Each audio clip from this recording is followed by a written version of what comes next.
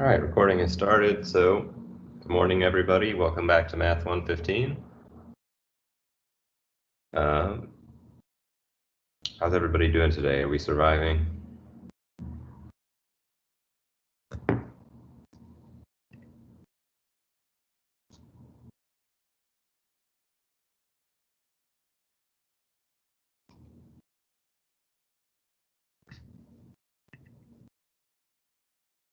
We're a little bit lower on class attendance. Suppose maybe that's because it's such a gloomy, awful-looking morning.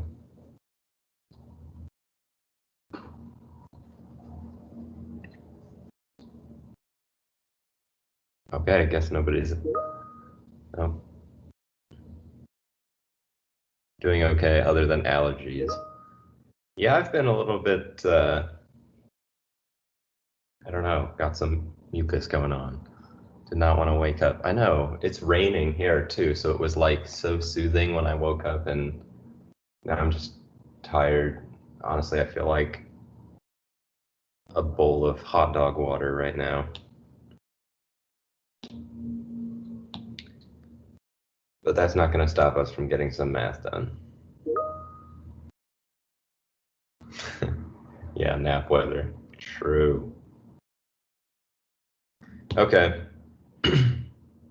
Well, let's get started, and let me just remind us what we were talking about last time. And then I'll give a quick preview of what we're going to learn, and then we'll learn it. So, last time we kind of started off talking a little bit more in depth about the trigonometric functions. So we learned the definition of the trigonometric functions last week. Okay, so they have to do with this correspondence between an angle theta and the point on the unit circle. Okay, so this is the way that they're defined. And now that we've properly defined them and we understand how to compute them, we were sort of interested in, well, what are the properties of these trigonometric functions?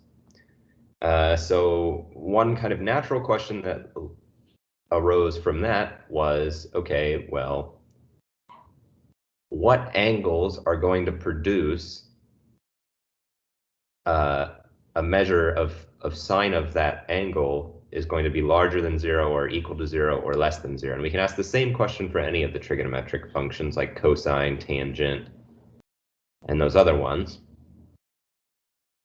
like cosecant, secant, and cotangent. Okay. And we had the basic mnemonic device, okay, of this all students take calculus, which helped us to remember when sine, cosine, tangent are going to be larger than 0. Okay, so all of the trigonometric functions will be larger than 0 for coterminal angles whose terminal side ends in the first quadrant. Okay, so this quadrant right here, if we have our angle measured from the x-axis and it goes up and our angle is somewhere in here, then all of them are going to be positive. If we're in the second quadrant, then just sine will be positive and all the other ones will be negative. If we're in tangent territory, then tangent will be positive and sine and cosine will be negative. And if we're here in this bottom right quadrant, we call this quadrant 4, then cosine will be positive. And there's something that I sort of glossed over when I was talking about this, which is we only really learned where sine, cosine, and tangent are going to be positive using this mnemonic device. But that's actually all we need to know, since we know, okay, we know that, man, I'm kind of out of space here. I'm going to erase this. We know that the other trigonometric functions are formed by taking various combinations of these ones. So we actually know if we're in like quadrant 2, we know what all the other trigonometric functions are, whether they're positive or negative as well, because we know, recall that cosecant theta is defined to be 1 over sine theta. So if sine theta is positive, then cosecant theta will be 1 divided by a positive number is also positive. Okay, so cosecant is also positive in quadrant 2. Okay, and then cotangent of theta, remember that's equal to 1 over tangent theta whenever that exists, which sometimes it doesn't. But when it does, if tangent theta is a positive number, then cotangent theta will be 1 divided up by a positive number, so cotangent will also be positive. And we also have the secant theta. Remember, secant theta is defined to be 1 over cosine of theta. And remember, these two are kind of tricky, right? We've got the cosecant goes with sine, and the regular secant goes with cosine. And don't ask me why they made it like that, but they did. And we just have to remember that it's totally jacked up, like how we don't want it to be. Okay, so if cosine's positive, then secant's also going to be positive. Okay, so ASTC is just telling us about sine, cosine, and tangent, but if we know the sign of sine, cosine, and tangent, then we also know the sign of the other trigonometric functions since they're defined to be the reciprocal of those other ones. Okay, so ASTC is really quite helpful for remembering where these functions are going to be positive or not. Okay, so then we finished up talking about reference angles. Okay, so a reference angle was this idea that for any angle that you give me, it might be kind of annoying to work with based on the fact that I have to go around the circle like 6 times and then end up facing to the left. Okay, in our case, we went 10 times around the unit circle and then faced to the left. And the idea is that the reference angle is going to be the sort of no BS version of your original angle, where rather than going around the circle 10 times and then ending up facing to the left, I'm just going to go straight to where I'm facing to the left, and that'll be that. Okay? So it's basically the angle theta prime such that theta prime is coterminal to our original angle, but theta prime has the nice property that it's going to be between 0 and 360 degrees, or it's going to be between 0 and 2 pi radians. Okay, so we have a coterminal angle, which doesn't require us to do even so much as 1 full spin, okay? It's just going to tell us exactly where to go without any of this extra spiral business. Okay, so we practiced computing these. Okay, so in this case, okay, when we had 21 pi, okay, our goal here was to see that, okay, 21 pi is really just 20 pi plus 1 pi, and 20 pi is 10 times 2 pi, which means that this 10 times 2 pi means we go around all the way 10 times, and then the extra 1 pi means we go an additional halfway around. Okay, so that's how I drew this circle here, or this spiral, and it ended up facing in this direction, okay, the negative x-axis. So what I did was I just drew an angle, which was a positive angle, okay, it's positive angle, that's how I drew this pink curve here, was a positive angle, which was coterminal. Okay, so I just drew a positive angle which was coterminal and whose measure was between 0 and 360 degrees.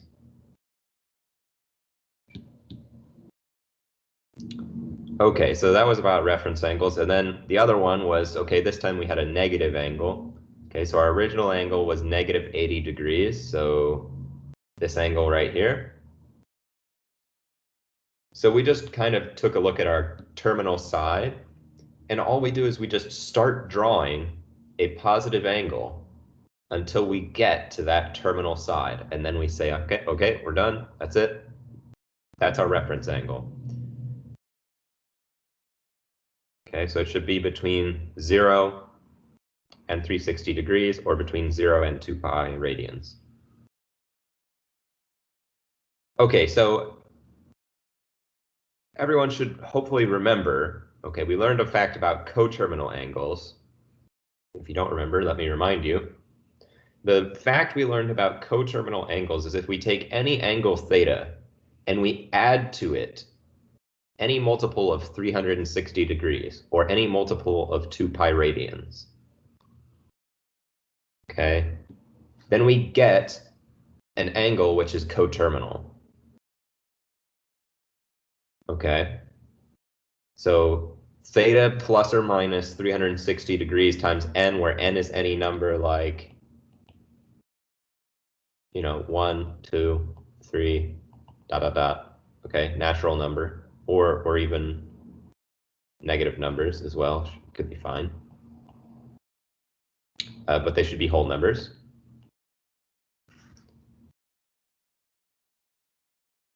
Okay, so we have theta plus or minus any multiple of 360 degrees is going to be coterminal to our original angle theta.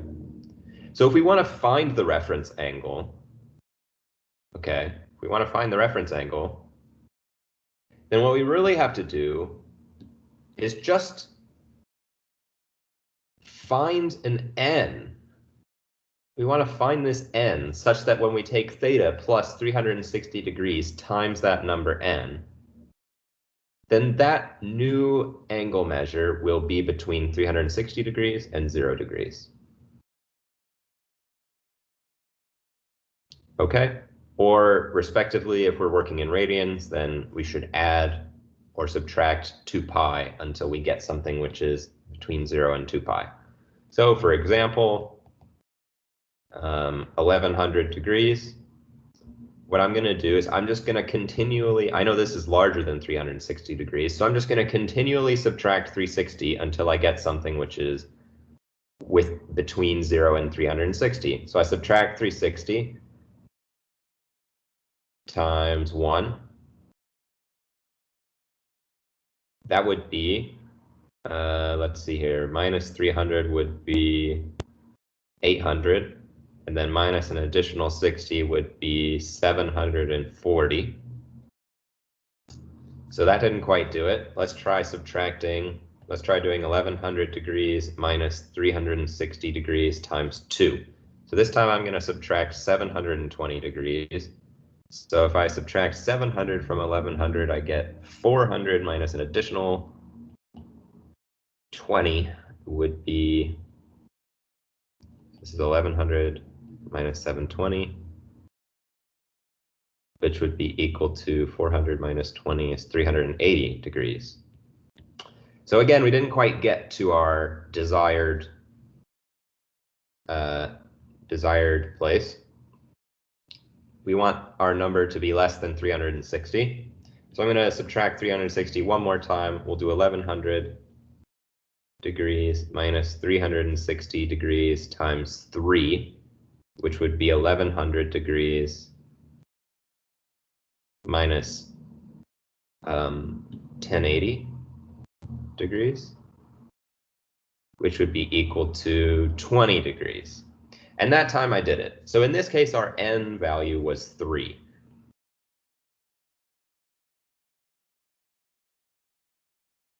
Okay? And we have the nice property that all of these angles are coterminal. Okay, 1100 degrees is coterminal to 740 degrees, is coterminal to 380 degrees, is coterminal to 20 degrees. But 20 degrees is the one we're interested in since it lies between 0 and 360. So this is how we go about finding reference angles. We just subtract or add 360 until we get what we want, or if we're working with radians, we just subtract or add 2 pi until we get what we want.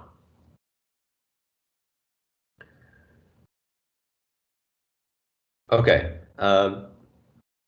Let me ask for some feedback from the class. How is this reference angle stuff? Does this make sense? Do you feel like you could do this on your own, or should we do another example of a reference angle problem?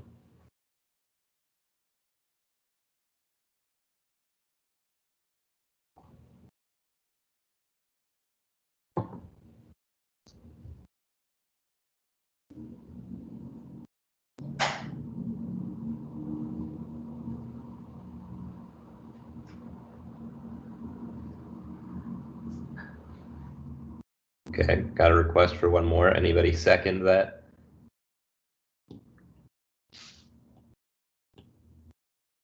Okay, one more.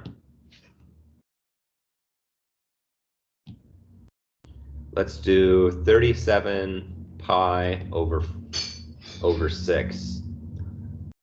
Negative. How about that?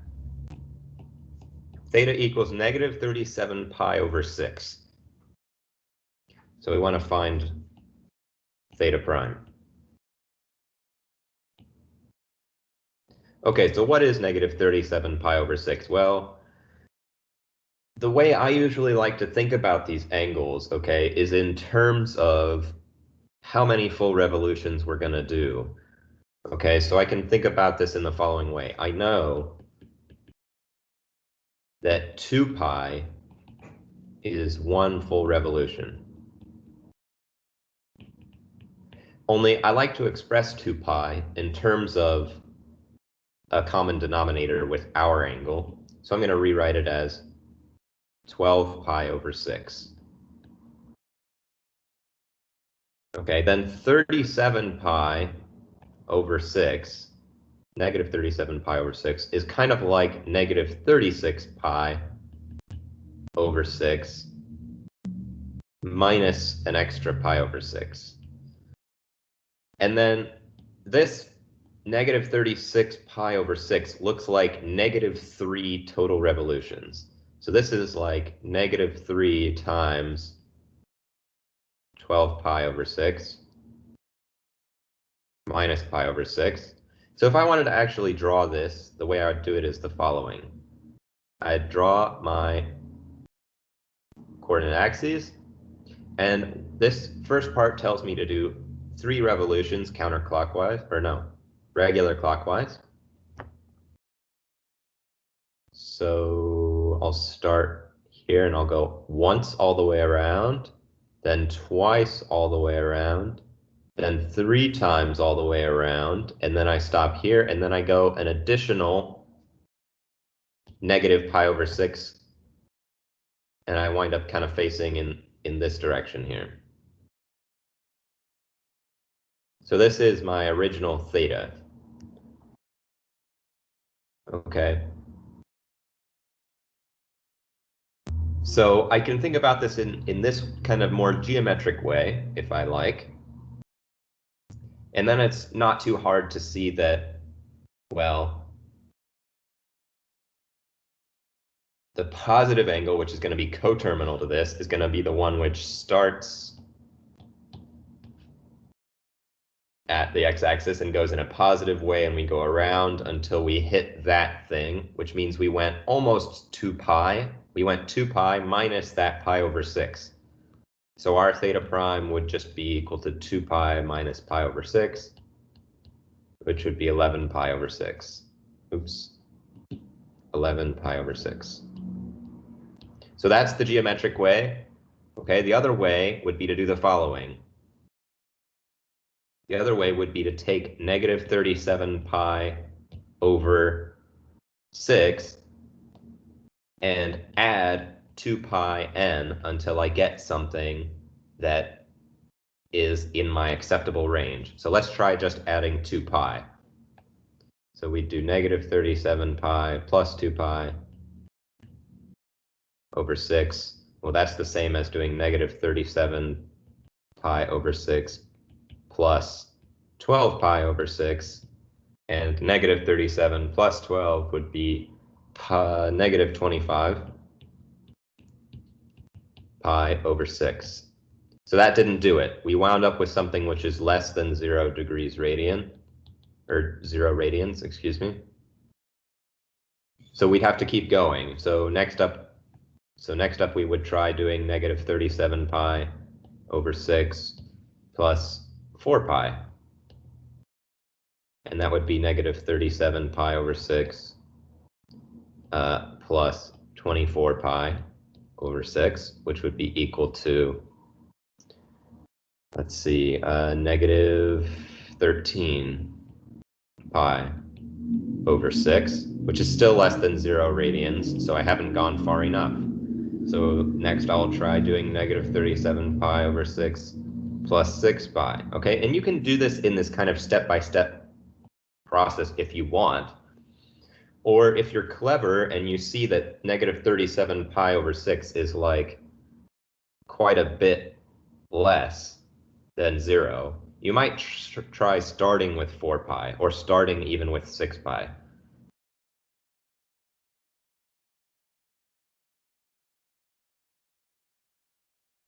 Okay, so what I'm going to do here is 6 pi, and that's negative 37 pi over 6 plus 6 pi would be 36 pi over 6, which gets us negative pi over 6, so we're nearly there. So I'd have to take it one step further. We get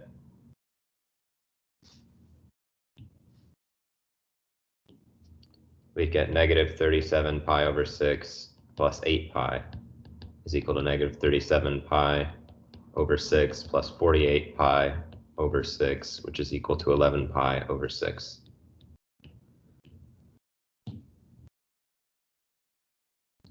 And finally, we got something which is less than 2 pi and larger than 0. So that's our reference angle. So you can think about this in both of these two ways, you know, and maybe really the best way to do it would be to sort of combine the two methods and start off on, let's see, this step here, where we kind of look at, okay, how can I express negative 37 pi over 6 as a multiple of 12 pi over 6, and then minus some extra, maybe, or plus some extra. Okay. And that kind of gets me thinking about how this should look if I were to draw it.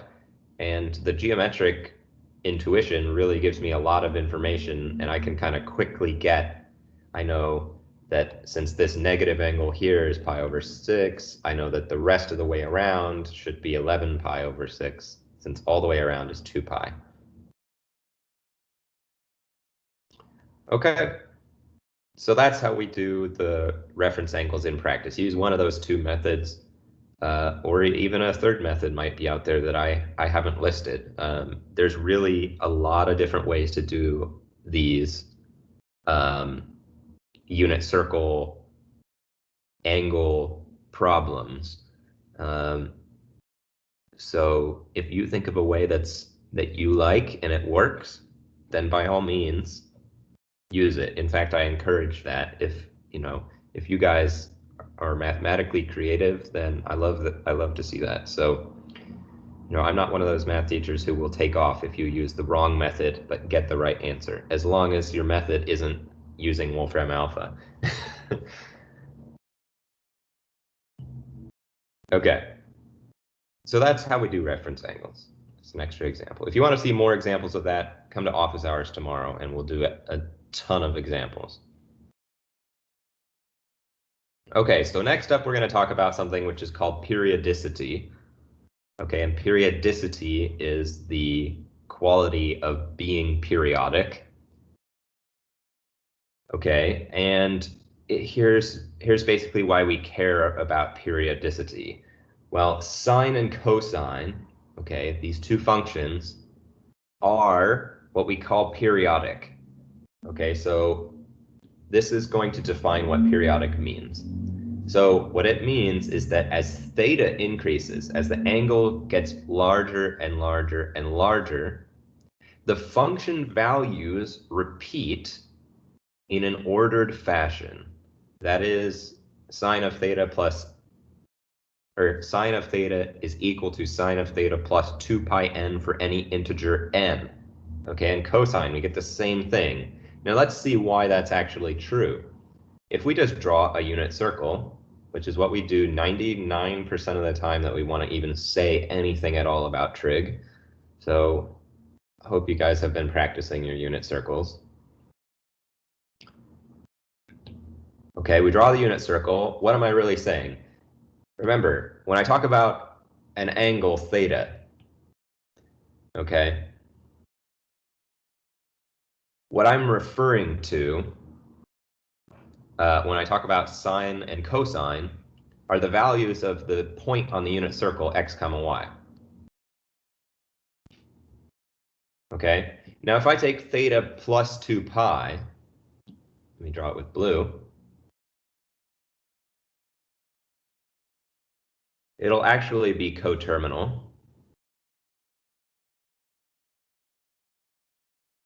Only theta plus 2 pi goes all the way around and then some. So this one, this orange angle is theta, and then the blue one, which goes all the way around and is coterminal to theta, is theta plus 2 pi. And now we can imagine why we should expect sine of theta to be equal to sine of theta plus 2 pi. Okay, the reason is if I have coterminal angles, then they correspond to the same point on the unit circle. Okay? So what this is really saying is that if I just have like a, maybe white, please white. If I just have an angle here which goes out here, and man, I should have probably zoomed out a little bit before I drew that. Okay, if I have an angle here which goes out here, well, and it's just going around and around like this. Okay, it's just going around and around like this. Well, each time that I go around, I'm going to pass back over that point x comma y. Okay, so each time that I go around, this side will eventually be pointing back at x comma y. And that's true for every single point on the unit circle. So if we just keep going around and around and around, then the values of sine and cosine are just repeating over and over and over again.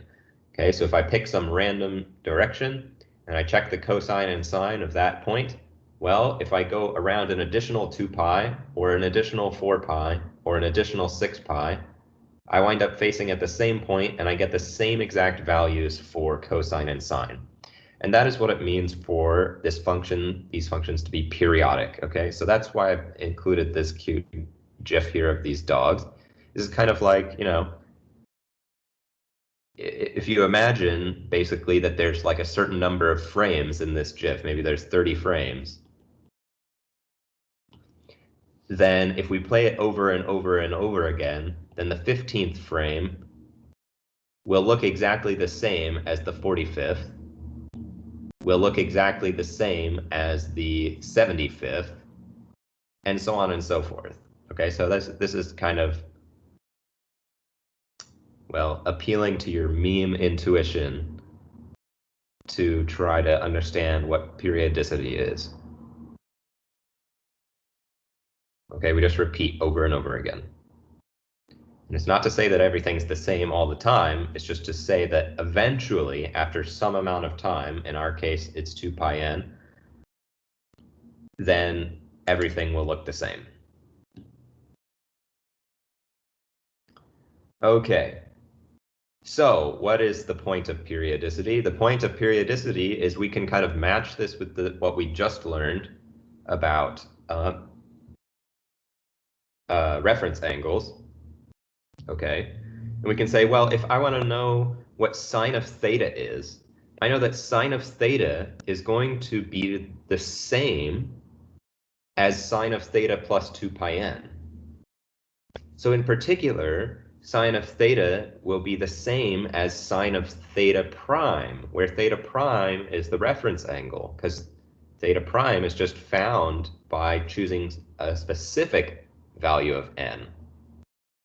Okay, so since the sine of both of those angles will be the same, then rather than computing sine of something like 9 pi over 4, I can find the reference angle and find the sine of that reference angle instead. So that's what I'm going to do. So let's try it. So let's try, I know that theta is equal to 9 pi over 4. Then what should theta prime be? Question for the class. What do we think theta prime should be? Remember, we should have theta prime is less than 2 pi, but larger than 0.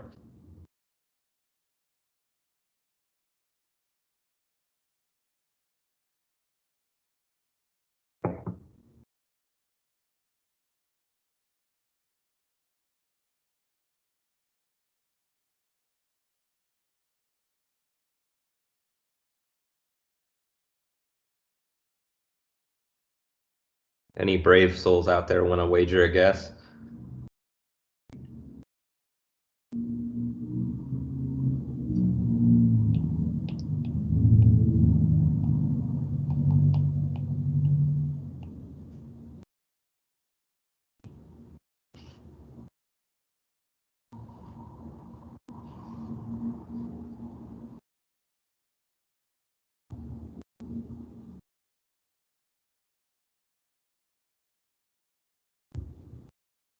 Yeah, I think pi over 4 is going to do it, right?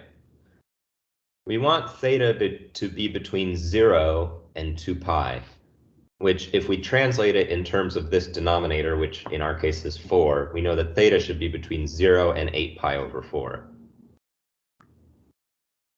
Yeah, that's right, everybody. Very good. So all we have to do to find the reference angle is, I know that this one's actually, my current angle, 9 pi over 4, is actually larger than I would like it to be. So I'm going to subtract 2 pi over and over and over again, as many times as it takes for me to get something which is between 0 and 2 pi. And in this case, it's just, I only have to do it one time, right? I do 9 pi over 4 minus 8 pi over 4. And on the first try, I get pi over 4. Okay, or if you want to do it geometrically, then we think about it in the following way. 9 pi over 4 looks like going all the way around and then an extra pi over 4.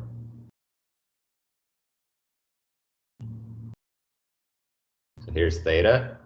Oops. Here's theta. So if I want to know what theta prime is, I just start counting at the x-axis and I just go up until I hit that point and then I'm done. There's theta prime. Okay, so geometrically, it makes sense. So theta prime in our case is just pi over 4. So instead of finding sine of 9 pi over 4, I'm going to find sine of pi over 4, which we actually already did, but let me repeat it.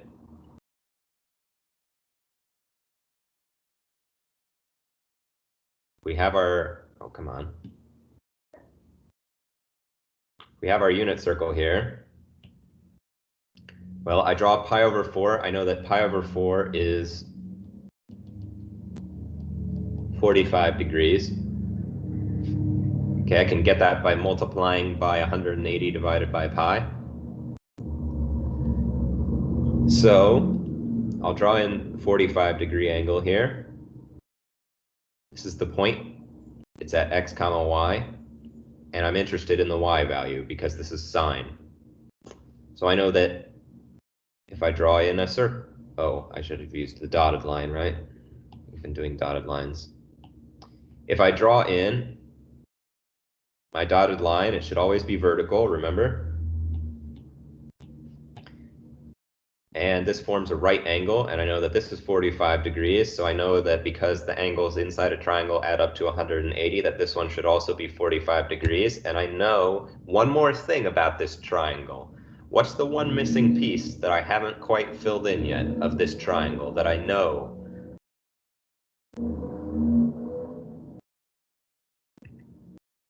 as it stands right now, I don't think I'm going to be able to figure out what y is, but there's one extra piece of information that we get for free because we know that's right, we're working on the unit circle, so the radius of this circle is 1.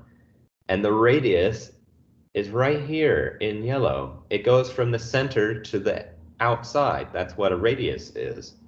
So this is the radius, and its length is 1. So using that, we can kind of bring this triangle down, and we can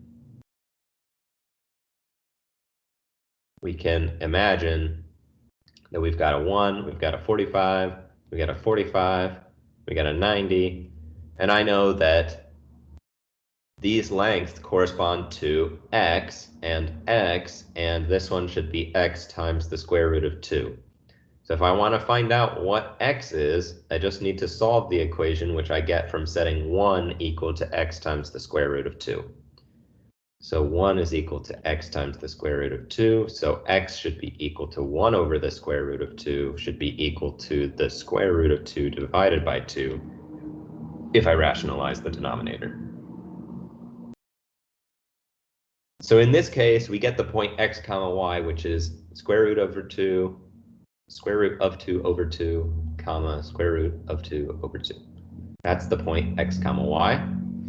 So I get that sine of 9 pi over 4 is equal to sine of pi over 4 is equal to sine of 45 degrees is equal to the y value of this point, which is square root 2 over 2.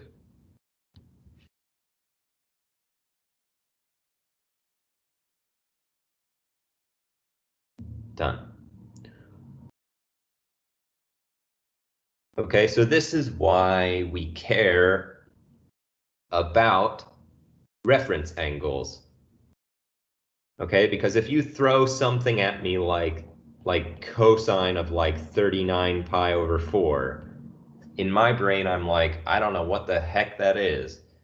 Okay, but if you rewrite this as cosine of 3 pi over 4, then I have a pretty good idea of what it is, because I know that 3 pi over 4 faces in this direction, so I know that the x-coordinate of the point on the unit circle in that direction is going to be negative, so I already have an idea of, what this kind of looks like. Okay, so understanding reference angles really helps us get a better grip on what's going on with something like cosine of 39 pi over 4, which is sort of intimidating at first, and I don't really have a good intuitive grasp of what the angle 39 pi over 4 looks like.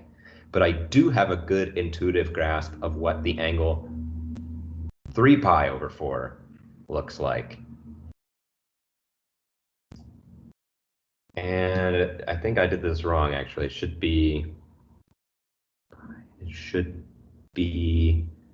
7 pi over 4. Sorry. Quick maths, done wrong. So 7 pi over 4 looks like almost 8 pi over 4, so it'd be down here. So I know that cosine's actually going to be positive for 39 pi over 4 because I know that we have ASTC. So before I even move forward, I can know that the cosine of this angle is going to be positive.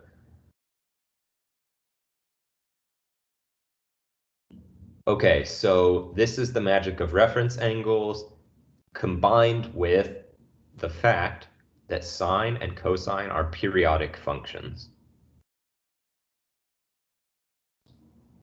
Okay, so let me pause for questions before we move on to a new topic. Does this periodicity stuff make sense? Are we grasping this?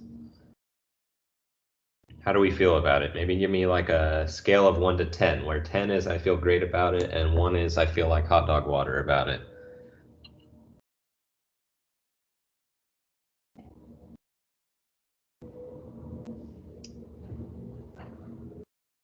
8's pretty good.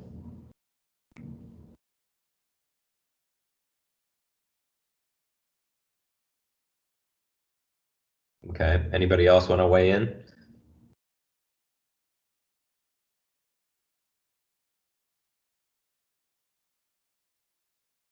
Okay.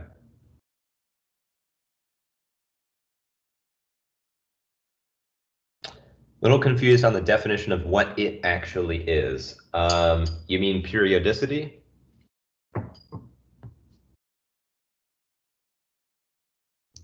Okay, I can give you a more explicit definition of periodicity.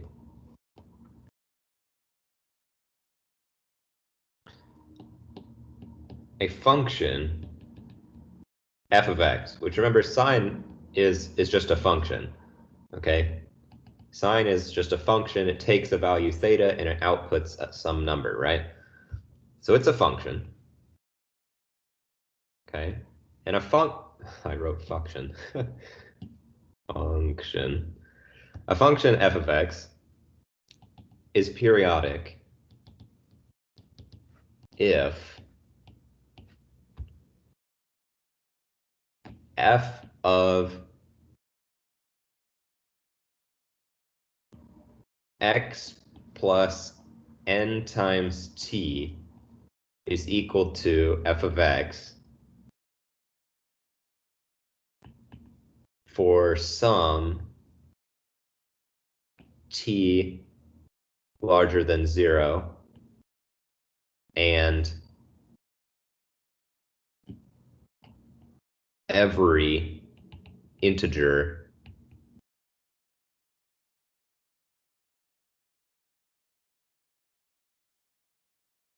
n. Should be something like, -3, -2, -1, 0, 1, 2, 3, ...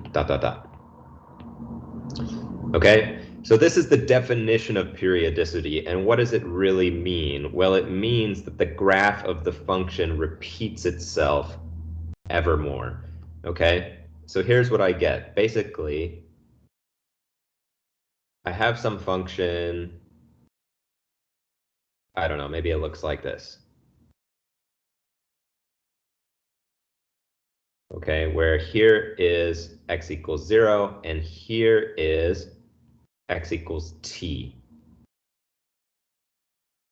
Okay, here is x equals t. Well, what it means, basically, is if I have some point here like x naught, and I take a look at the function value at x naught, what the definition of periodic means is that if I take x naught and I add to it any integer of n times basically our width, t, then the height of the function at that point is going to be equal to the height of the function here at x naught.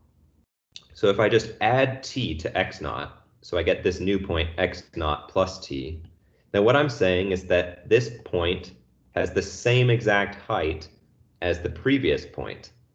Okay, I just take that height and I copy it over.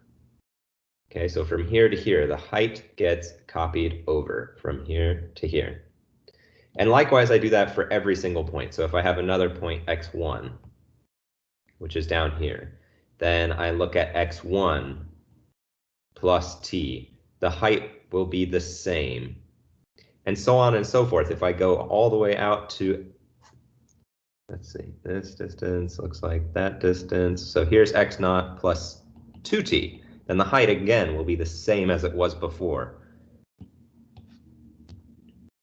And then x1 plus 2t is here, and the height of the function is again like this green one. So what we end up with is a graph which looks like it just repeats itself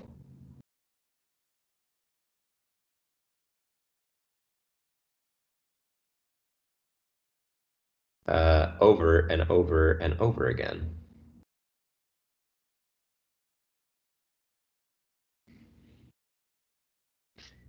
Okay, this is what we wind up with. So this is what it means for a function to be periodic. It means that for any jump that we take that's t units on the x-axis, so if we go from here and we go t units away, or if we go 2t units away, okay, and so on and so forth, any multiple of t units away, and the height of the function is the same at all of those points. Okay, so the function is repeating itself over and over and over again. So that is what it means for a function to be periodic. And we say that sine theta is periodic because that's what's happening. The sine theta represents the y value of the point on the unit circle corresponding to an angle. And as the angle increases, eventually we get a coterminal angle to where we started, and then the sine value repeats. And then if we start here, well, if we start here, then we take a look at the y value. If I add any multiple of 2 pi and end up at the same point, then the sine value repeats itself. So that is what's happening with periodicity.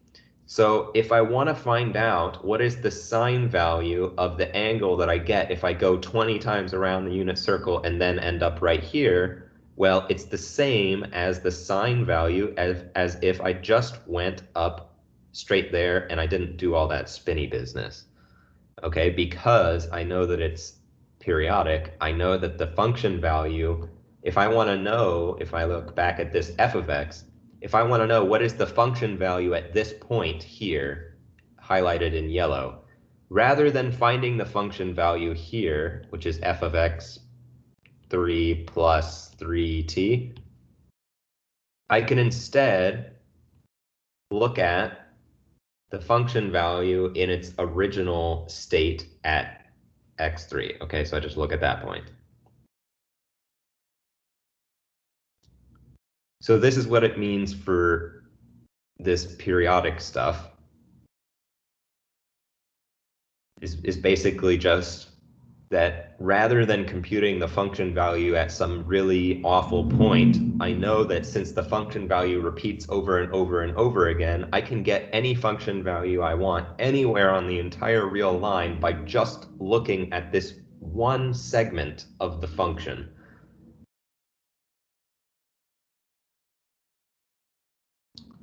Okay, that's a little bit abstract, and I'm not necessarily expecting everyone to be familiar with this or understand this at the first time that you see it, okay? But this is just kind of what we're trying to understand ultimately about these sine and cosine functions. And we're going to see a little bit more about this periodic stuff coming in a future lecture. We're going to talk about the graphs of these functions, and this will become more clear. Okay, hopefully that gives you a slightly better intuition of what periodicity really means. And essentially, the periodicity just means that if we want to find the sine or cosine or tangent of an angle, instead, we can find the sine or cosine or tangent of the reference angle to that original angle. Okay.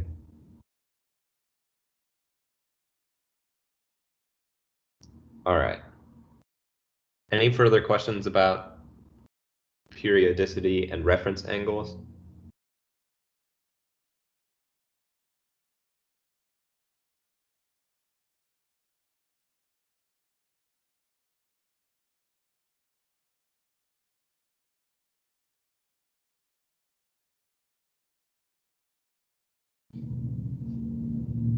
Okay, seems like not. So we're going to move on and talk about identities. Okay, so if you think about what an identity is for like a person, okay, you can think of like, there's Clark Kent and there's Superman. Okay, so an identity that we could write down for him would be Clark Kent equals Superman. Okay, so when he's disguised, he's Clark Kent, and when he's in his super suit, then he's Superman. Okay, but they're the same somehow. Okay, they're the same person, but they are different ways of expressing the same person. Okay, if I talk about Clark Kent, I'm talking about the same person as if I'm talking about Superman. Okay, so it gives two different ways of saying the same thing. So here are some of our trigonometric identities, which are going to be ways of relating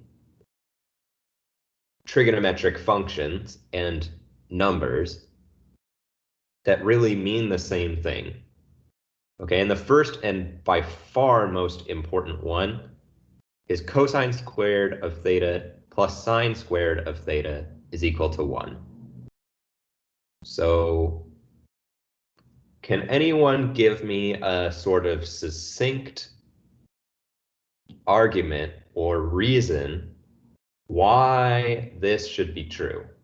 If we take an angle and we take the cosine of that angle and then we square that number, and then we take the sine of that angle and we square that number and we add them up, we get 1. Why should that be true?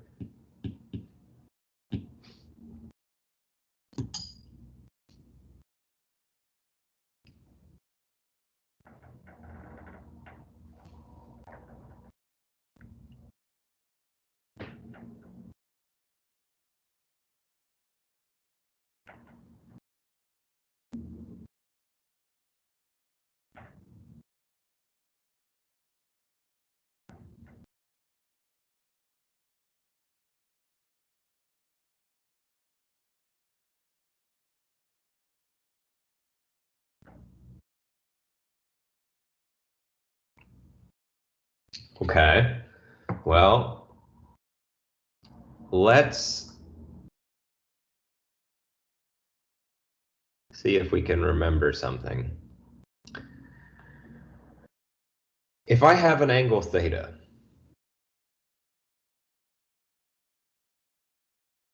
can someone remind me what is the definition of cosine theta and sine theta?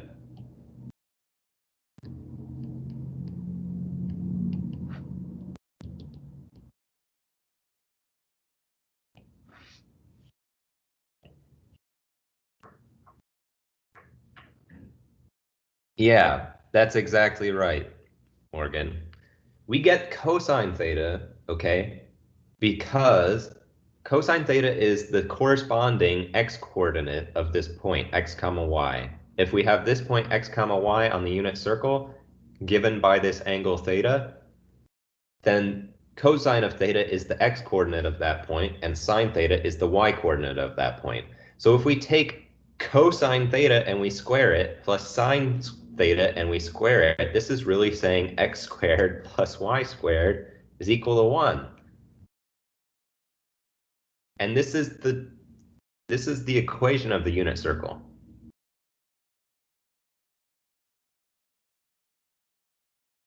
Okay, this is the equation of the unit circle.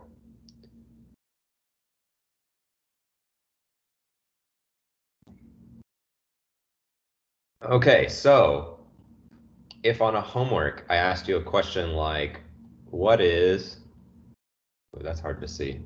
If on a homework I asked you, what is sine of 30 degrees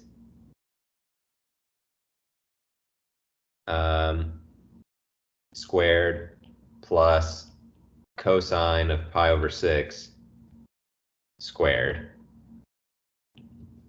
well, you would quickly be able to tell me that this is just equal to 1. Okay, because pi over 6 and 30 degrees are the same angle. So this looks like sine of an angle squared plus cosine of an angle squared, and they're the same angle. So we should just get 1. Okay, now one thing that I want everyone to be careful with is these two thetas have to be the same. Okay, the thetas have to be the same. So if I do something like sine of pi squared plus cosine of pi over 4 squared. This is not equal to 1.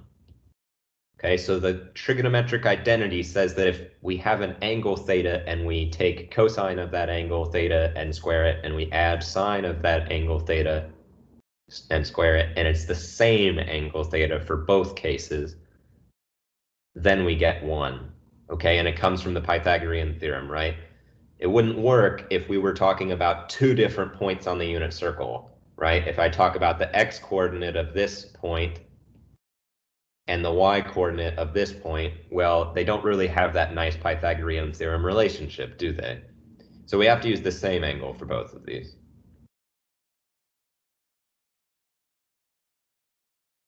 Okay, so this is the most important trigonometric identity that you will learn. And really, actually, all the other ones can sort of be derived from it. Okay, so let's check this one. This next one is the other second most important one. Okay, it says that 1 plus tangent squared of theta is equal to secant squared of theta. And if we want to see why, we can just write out what these actually mean. So remember, tangent theta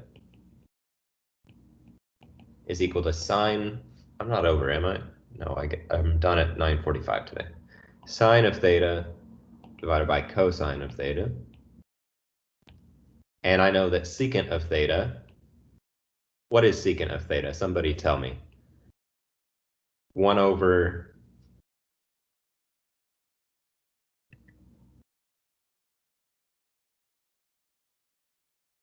Yeah, 1 over cosine. We got to remember secant goes with cosine and cosecant goes with sine. Okay, so we want to do cosine of theta here. Okay, we got to remember that the world is not how it should be in so many ways, and this is one of those ways. So if we want to rewrite this, we could rewrite it as 1 plus sine theta over cosine theta. Oops, cosine theta. Squared is equal to 1 over cosine theta squared. And since the left-hand side is, I have this fraction squared, I know I can distribute that square onto both of these two terms. So I get sine squared theta over cosine squared theta. And also, I should be consistent with my notation, so I'll write cosine squared theta on the right-hand side. And now I'm just going to get a common denominator on the left-hand side. So I'll multiply the 1 by cosine squared theta over cosine squared theta. So this is equal to cosine squared theta over cosine squared theta plus sine squared theta over sine squared theta, which is equal to sine squared theta plus cosine squared theta over cosine squared theta. And somebody help me understand, why should this be equal to 1 over cosine squared theta? Is there a reason to believe that this equality should hold?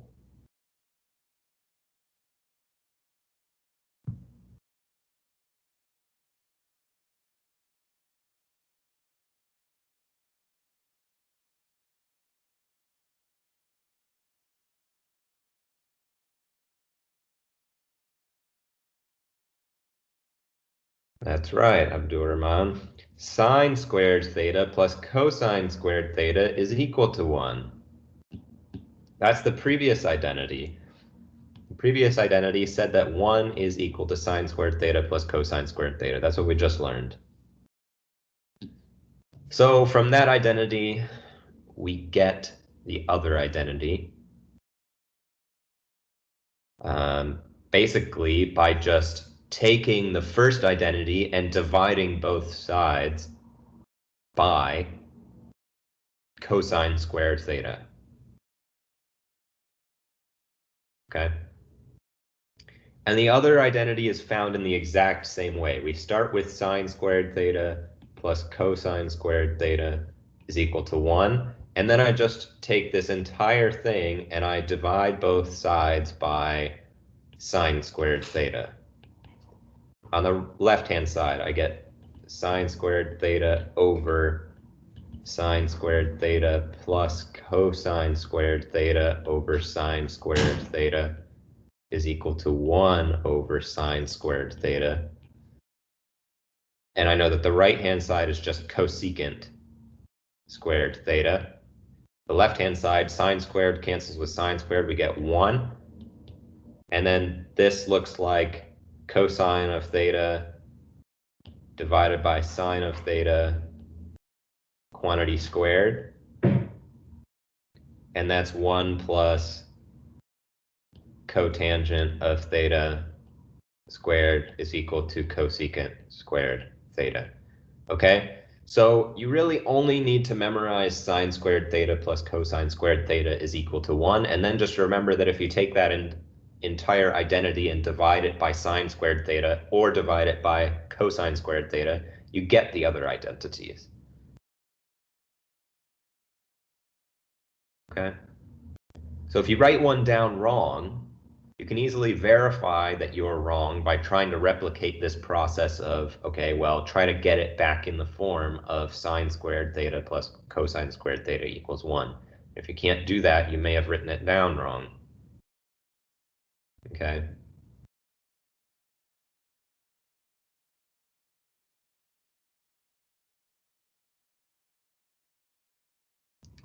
Okay. So these are the trigonometric identities that matter the most. There are a ton more that maybe we'll talk about later, but these are the 3 most important ones.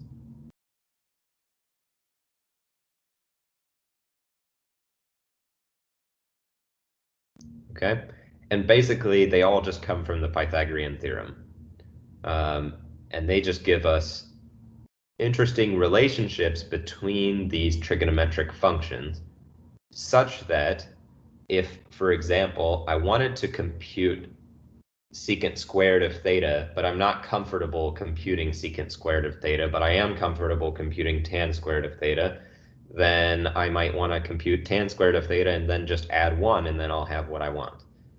Okay? And really, the main purpose of these trigonometric identities is it is often useful to be able to rewrite trigonometric functions in terms of other trigonometric functions when we do calculus. Okay? When we do calculus, there are certain operations that are far simplified by using trigonometric identities to rewrite things. Okay? You know, working with the functions cosine squared theta and sine squared theta is not easy, whereas working with the function 1 is quite easy. So that's why we have these trigonometric identities, and we're not even really going to see too much use out of them in this class, I don't think. But we should be aware of their existence, especially if we are going to go on and take calculus. Okay, trigonometric identities are your friend.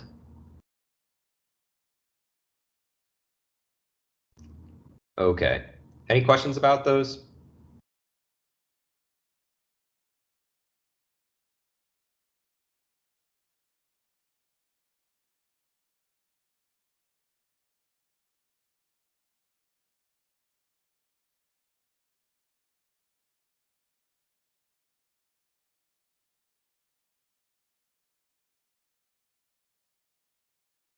All right, if not, then let's move on to today's final topic.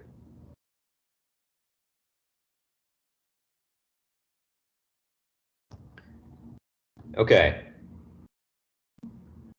so we're going to talk about even and oddness of trigonometric functions.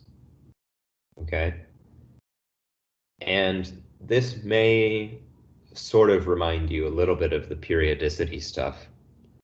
Okay, but let's remember what it means for a function to be even and what it means for a function to be odd. Okay, this was one of the questions that I asked on the first exam. Okay, and a lot of people gave the following definition. They said, okay, well, a function is even if f of x is equal to f of negative x. Okay, and then it's odd if f of x is equal to negative f of negative x. Okay, and the other definitions that people gave was the equivalent definition of what f of x equals f of negative x means. This means f is symmetric about the y-axis. Okay, so what it means is if we have some point x, and then we look at the point x comma f of x, then if we're even, we should see that at the point negative x, the function height is the same. So we get negative x comma f of x. Okay, so what that means is there's like a kind of a direct correspondence straight across the y-axis. These 2 points have the same height, even though their x value is exactly the same distance away from the from the origin in both directions. Okay, that is what even functions are. They are symmetric about the y-axis, and they satisfy the property that f of x, the height of the function at x, should be the same as the height of the function at negative x. And for oddness, we ask the opposite, okay? If a function is odd, okay, then we should see the following property. We should have that at negative x, the value of f is opposite of what it is at x. So at negative x, instead, we should get the point x comma negative f of x. Okay, and here we can see that this point is symmetric to the other point in a new way. It's symmetric about the origin. Okay, so we just take this, we take basically this dotted line, which goes straight through here, and we reflect everything across that as if we're in the mirror dimension. Okay, we just reflect everything across that, and we call that symmetry. We call that odd function is symmetric about the origin.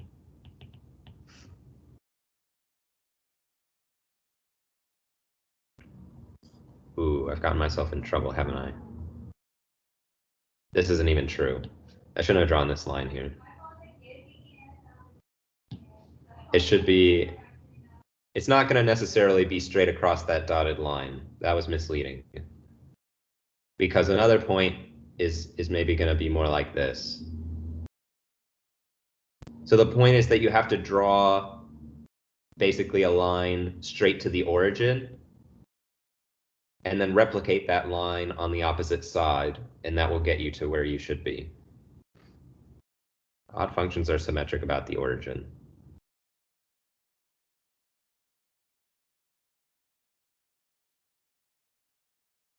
Okay, so what we do is we just, if we have a point which starts here, okay, we just draw a line to the x-axis or to the origin, and then we take that line and we just replicate it on the opposite side of the origin, and that's how we get our next point. Okay, this is symmetry about the origin. It's a little bit different than what I drew, which was symmetry about the line y equals negative x.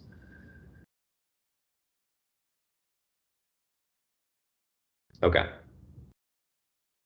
So this is what it means for functions to be even and odd. So let's practice, okay, and check the following two functions. So let's do these on our own, okay? So we'll try f of x equals x squared and f of x equals x cubed for about 2 minutes, and then we'll come back as a class and see if we can decide together whether they should be even or odd.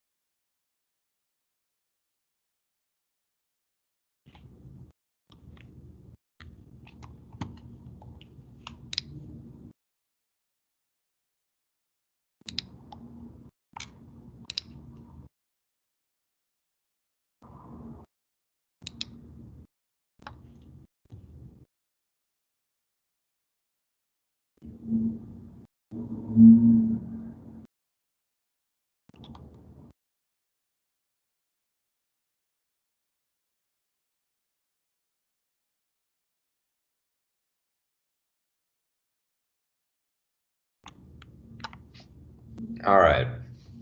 So what do we think for f of x equals x squared? We think we're going to get something which is even, or we think we're going to get something which is odd?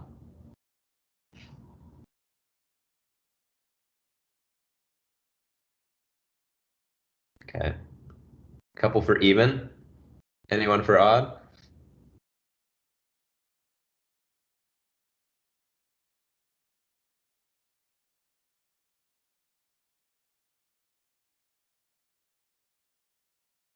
Seems like no, and that's good because it is even. Okay, how do we see? Well, we just draw a graph of it. X squared looks like a parabola, and it's immediately visually apparent that this is symmetric about the y-axis. Okay, but if we wanted to prove it mathematically, all we have to do is check, is f of negative x equal to f of x? So we put a question mark here first, and then we plug in. Well, if I plug in negative x into the function x squared, I get negative x squared. And I want to check, is this equal to just regular x squared? Well, if I do negative x times negative x, I get x squared. And if I do positive x times positive x, I also get x squared. And these two things are equal. So we can erase these question marks up here. We know they're actually true because each of these statements is true if and only if the statement beneath it is true. And we found out that the statement all the way on the bottom is true. So we know that these ones are also true. So we get even. Likewise, for f of x equals x cubed, well, what do we think, even or odd?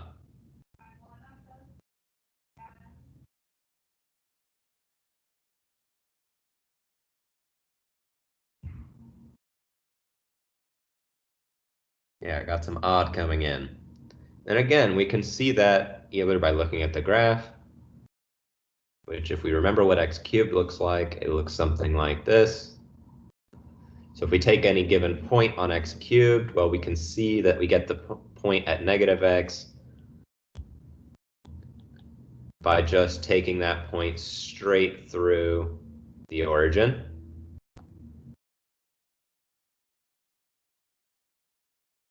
Okay, maybe it's even easier to see if we choose one of these points down here. Okay, we just go straight through the origin, basically. That's what we should have done. It didn't work out quite so well.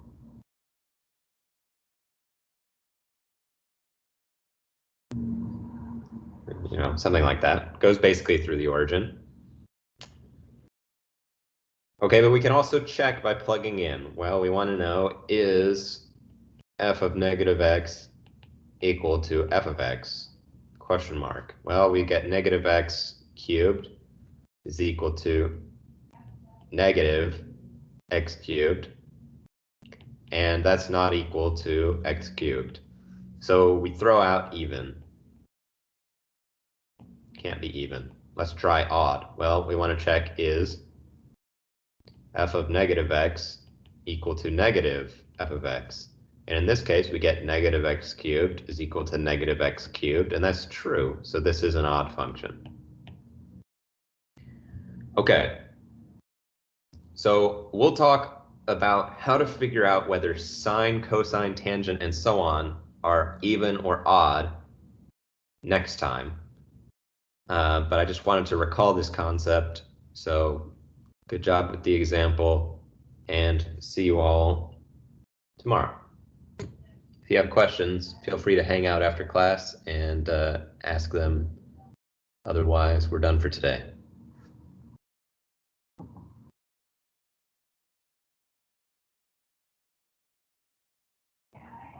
Yep, you too. Thank you.